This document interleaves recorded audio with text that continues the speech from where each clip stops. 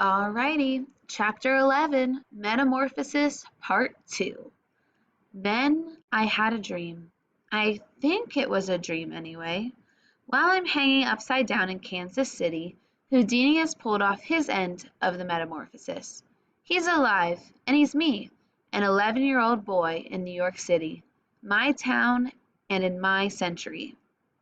Houdini is in the middle of Times Square, 42nd Street and Broadway. You know, that spot where they drop the ball on New Year's Eve, the center of the universe.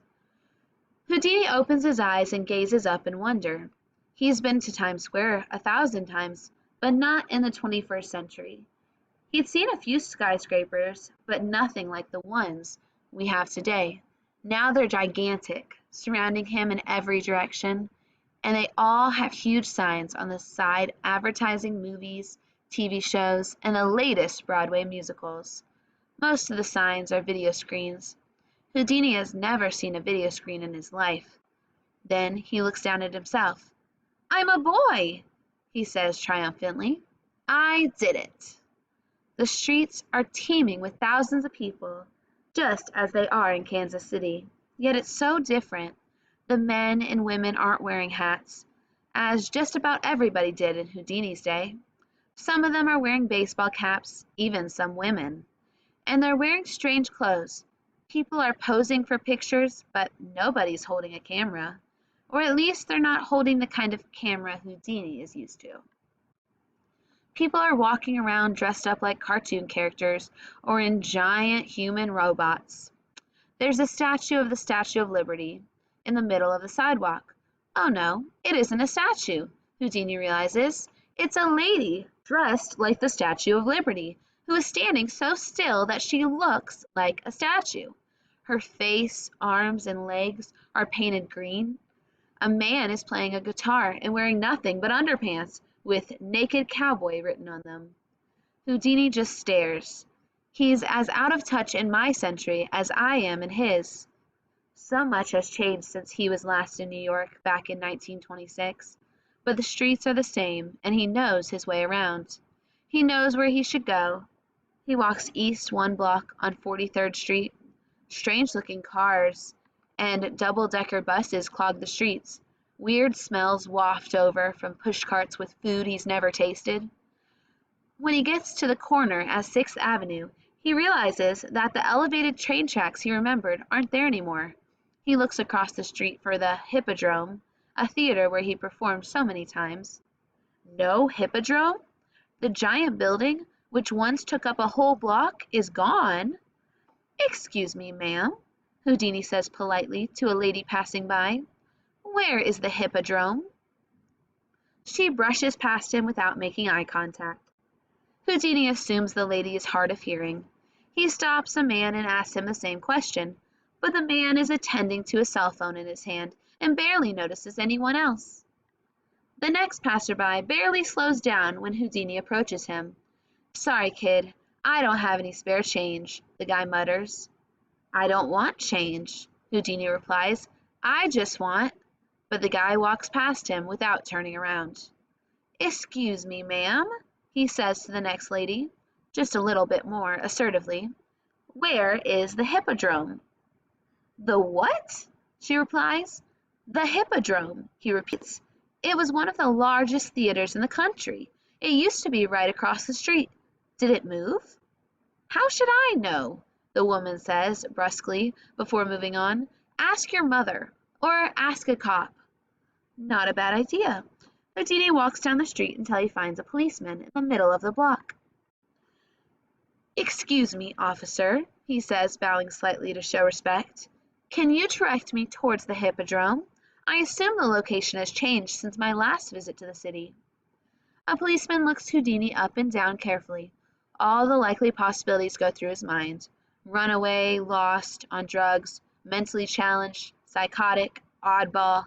The boy did look a little out of place, but he didn't look threatening. Of course, that didn't mean he wasn't threatening. A lot of lunatics look perfectly normal until they do something violent and crazy. This personality evaluation takes about a second and a half. Finally, the policeman decides the boy in front of him is just an innocent kook. I heard of the Hippodrome, the cop says, but it hasn't been here in a long time. In fact, the Hippodrome closed in 1939. Houdini was right. It had been one of the largest theaters in the world. The stage alone was so big, it could hold 1,000 performers at a time. In its heyday, the Hippodrome was home to just about every form of popular entertainment: vaudeville, silent movies, talkies, plays, opera, boxing, wrestling, and a circus. In 1918, Houdini himself made a 10,000-pound elephant vanish before the audience's eyes, right on the Hippodrome stage. Sadly, the Great Depression drove the magnificent theater out of business, and it was demolished. More than 10 years went by before it was replaced by a much less glamorous 21-story office building. Houdini is sad that the site of his past glory is gone. He doesn't even notice the name of the office building that took its place, or the plaque right next to the reception desk inside. Harry Houdini is not the kind of person to wallow in self-pity. He's an optimist, and he has a constant desire for adulation. If the people of the 20th century loved him, he figures, so will the people of the 21st century. He'll just have to start all over again from scratch. No fancy props, no fame. He'll have to prove himself again. He will persist, and he will persevere, and he welcomes the challenge. The Hippodrome isn't the only game in town. It is in the middle of the theater district. There are sure to be plenty of places for him to perform. Houdini walks down to the 43rd Street to the first theater he comes to, Henry Miller's Theater. He's relieved to see it still there, even though the big sign in front has a name he's never heard of: Stephen Sondheim. Houdini strides boldly into the box office. "Excuse me," he says to the woman behind the window, "who would I speak to about booking acts?" "Acts?" she asked. "I do a little magic," Houdini said modestly, "and escapes mostly. Card tricks, pretty much anything. Much like the great Harry Houdini used to. Have you heard of him?" "Sure, I heard of him," the lady replied. "But we don't put acts on here. We put on plays and musicals." Houdini smiles, pleased that his name is still remembered after so many years. "Is there a theater where people might go to see a magician these days?" he asks. Madison Square Garden?" she says after thinking it over. "Yes, of course," Houdini says, brightening. "I've been to the garden many times. It's still around?" "Sure, it's still around," the lady replies. "Where's it gonna go?" "Then I am off to Madison Square Park," says Houdini, tipping an imaginary hat. "On Madison Avenue, of course." The lady snorts, as if only an idiot would think Madison Square Garden was near Madison Square Park or Madison Avenue. "Madison Square Garden is at 31st Street, she tells him, between 7th and 8th Avenues. It's above Penn Station. They moved the theater and put it on top of the train station? Houdini wonders silently. How did they pull that off? Aha, thank you, madam. Or ma'am, Houdini says. He turns south, walking down Broadway. Hundreds of people pass by him, none giving him a second glance. That wouldn't have happened in my day, Houdini thinks. I was one of the most recognizable faces in the world. People would be stopping to shake my hand and ask for an autograph. I used to be the great Harry Houdini, and I will be again. There would be no point in telling the passerby who he was. Not yet. They would just laugh in his face. He would have to prove himself first. 41st Street, 39th Street. He knows he's heading in the right direction. A hot dog vendor is on the corner, and the smell makes Houdini feel a little hungry. He digs in his pocket and is relieved to find some coins. How much? He asks the hot dog man. $4. $4? Exclaimed Houdini. Are you out of your mind? In my day, a hot dog was a nickel. Then go back to your day, buddy, the vendor mutters without looking up. 37th Street, 35th Street. A newsstand has a row of newspapers on display, and Houdini scans the headlines as he walks by.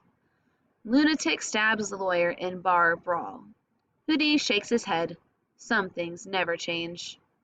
34th Street, 32nd Street. He wonders where all the cigar stores and furriers went. Now, every few blocks has something called a Starbucks, whatever that is, or a dry cleaner, a pizza joint, a homeless man sleeping on the street, another one begging for money. Eyebrow threading? What could that be? Finally, he sees the sign for Madison Square Garden. The building is huge, much bigger than the one he remembers. The sign is another one of those video screens flashing a different performance every 5 seconds. New York Knicks versus Boston Celtics, monster truck show, a series of rock bands and rappers. Houdini has never heard of any of them. He marches through the front doors confidently until he encounters a burly-looking man with his thick arms crossed in front of him. "This area is off-limits, Sonny," says the unsmiling security guard. "My good man," Houdini says, turning on the charm, "who is in charge of booking acts at Madison Square Garden?" "Don't touch me, kid," replies the security guard. "Get out of here." Houdini backs off. He has heard that word before, but had never been directed at him. "My apologies," he says. "Perhaps a small demonstration of my skill will improve your disposition." He reaches into his pocket and pulls out a box of needles. He puts a bunch of them in his mouth and pretends to swallow them. Then he does the same thing with the long thread. He waits a moment, then reaches into his mouth and pulls out the thread with needles dangling from it, the East Indian needle trick. The security guard is unimpressed. "Get out of my face, punk," he says. Houdini takes a deck of cards out of his pocket and does a fancy shuffle. "Pick a card," he says. "Any card." The security guard refuses to pick a card. "I've seen David Copperfield, kid," he tells Houdini. "He made the Statue of Liberty disappear. So beat it. You can't win 'em all, if at first you don't succeed," and so on. Houdini bows politely and wishes the man well. He leaves the garden and walks back uptown on 8th Avenue, lost in his thoughts. He doesn't have the expensive props he would need to do the water torture cell trick or one of the other elaborate escapes from a stage act. There must be some other way he can attract attention to himself to get into the newspaper the way he did in the good old days, that is, when he was last alive. He's thinking these thoughts as he turns right on 35th Street and steps off the curb. That's when a food delivery guy on an electric bike swerves around the corner. "Watch out!" somebody shouts. Houdini looks left at the moment, just in time to dive out of the way, but not quick enough to avoid being smacked by the handlebar, spun around, and knocked to the ground. "Abre los ojos, idiota!" the delivery guy shouts, which, of course, means "open your eyes, idiot," in Spanish. A few people gather around to help Houdini get up and back on the sidewalk. He touches his face. His nose is scraped and bloody. A man offers him a napkin for his wound, and a woman hands him a quarter out of pity. "There's a shelter down the street from here," she says. "You can get a hot meal there, too, I think. Do you know where your mom and dad are?" Houdini thanks the people who helped him and brushes himself off. "This is going to be harder than I thought," he mutters to himself as he continues down 35th Street. Things are not looking good. Even the great Harry Houdini is beginning to have doubts about his prospects in 21st century New York. But suddenly, a wide smile spreads across his face when he sees a sign in front of him on the sidewalk. "Yes, they've created a whole museum in my memory," Houdini thinks to himself. "They still remember the great Houdini." He dashes inside and takes the elevator to the 4th floor. It opens to a room with posters, photos, letters, and other mementos from his long career. Houdini looks at them for a few minutes and then marches up to the counter, where a young woman is shuffling a deck of cards. "Do you know who I am?" he asked anxiously. "No," she says. "What happened to your face? You're bleeding pretty bad, kid. Somebody beat you up?" "Never mind that," he says impatiently. "I had a slight mishap on the street. The important thing is, I am Houdini. I'm alive." "Great. And I'm the Queen of England," the woman says. "What can I do for you? You want to buy a magic kit or something?" "Don't you understand?" Houdini asks. "It's me. I said if there was a way for me to come back after I died, I would do it. Well, there is a way, and I did it. I am back." The woman was not impressed. "You're going to drip blood on the counter," she said. "You should go to the hospital. Do your parents know where you are? Don't you grasp the enormity of what is right in front of your eyes? Houdini implores the woman. I pulled off the greatest metamorphosis ever. Congrats, she says sarcastically. Kid, nuts come in here all the time saying they're the next Houdini. But I really am Houdini, Houdini yells at her. I need your help to get some bookings so I can prove I am who I say I am.